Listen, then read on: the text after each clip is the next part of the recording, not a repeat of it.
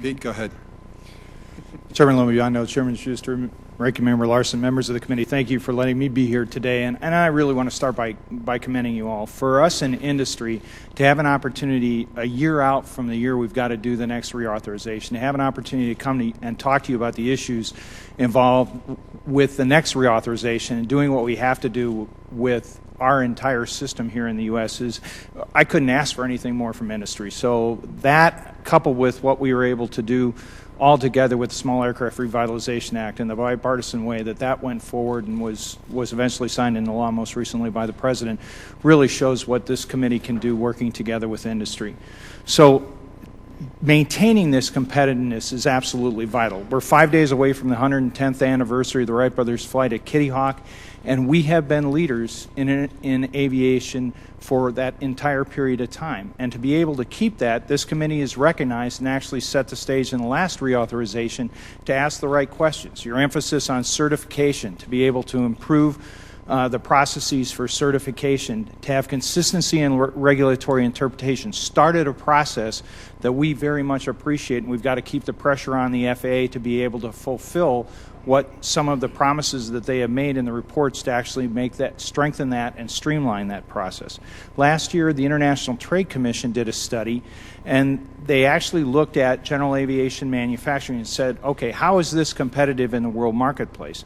And they looked at factors and found out that financing, like things like the XM Bank, became very important.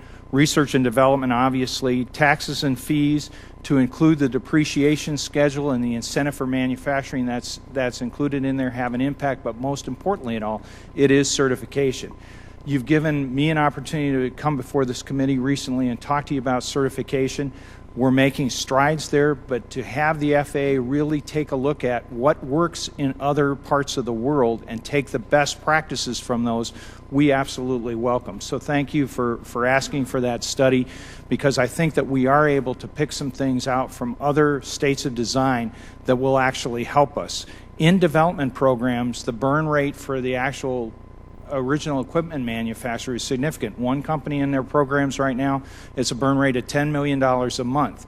Now, if you compound that throughout the supply chain, you're talking about big money. And any delay that we get in the certification project because of overburdensome regulations or a lack of consistent interpretation really hurts that process. That becomes important. Also, in the last reauthorization, you called on the FAA to give a report on restructuring. And how do we right-size the national airspace system? We understand the FAA is starting to come and brief you all on what their program is. I cannot applaud that enough, because that really sets the foundation of our ability to lean the system out there. It is a very safe system, but we all know that it's got antiquated equipment and it's got infrastructure that either has to be brought back up to speed or divested from and consolidated, and modern technology allows us to do that. So I hope that we are bold in that process. We wouldn't have actually had this debate, I think, about the contract tower issue if actually the FAA had looked several years ago and said, hey, can we remote towers out there? Can we look at the capability that they already are putting forward in Scandinavia? In low activity, can we remote towers like Reagan between 2 and 5 in the morning and send the feed over to Dulles and let them control? Smart things like we have propagated these GPS-based approaches all over the country. Do we need to continue the expensive infrastructure of instrument landing systems that cost a lot to refresh? Can we back off on the number of radars that are out there now that we have the ADS-B ground infrastructure complete and we know when the mandate is for equipage for aircraft? Can we back off on the number of VORs that are out there? All of those elements should be in the FAA's plan, and with us working together as stakeholders to be able to provide you inputs, if we can hold the FAA's feet to the fire to be able to do that, I think we will achieve success.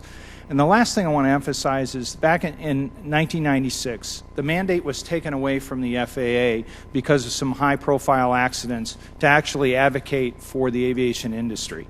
We understand the FAA should be the safety regulator out there, and there's no question about that.